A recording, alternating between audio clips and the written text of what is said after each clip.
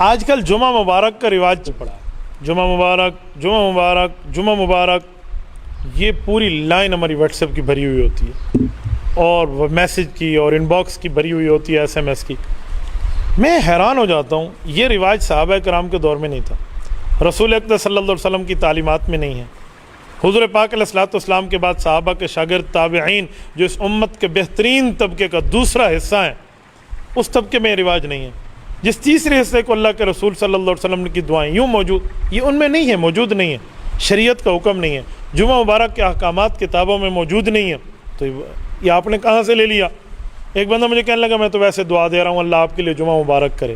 میں نے کہا ٹھیک ہو گیا، آپ کی دعا اس حد تک تو جائز ہے، لیکن اگر آپ نے اس کا رواج یوں پکڑ لیا ہے نا، تو کل جمعہ مبارک کو، یعنی کل سے مراد 1 صدی بعد، 50 سال بعد، 40 سال بعد جا کر لوگ دین کا حصہ سمجھنا شروع ہو جائیں گے۔ بدعت ہوتی ہی ایسے ہے کہ شروع میں وہ دین کا حصہ نہیں ہوتی، وہ بے دینی کو دین بنایا جاتا ہے۔ غیر ثابت شدہ مسئلے کو مسئلہ شریعت بنا دینا یہ بدعت ہے، اور ثابت شدہ مسئلے کا انکار کر دینا الہاد ہے۔ ہمارا اعلان ہے، نہ ہم الہاد والے، نہ ہم بدعات والے، نہ دین میں کمی والے، نہ دین میں اضافہ والے۔ اضافہ بدعات کہلاتے ہیں، کمی الہاد کہلاتے ہیں۔ دیوبند والوں کا اعلان ہے، نہ ہم الہاد والے، نہ ہم بدعات والے، ہم اہل سنت والجماعت والے۔ کیا مانا؟ ہم دین کو اصلی شکل میں لے کر چلیں گے۔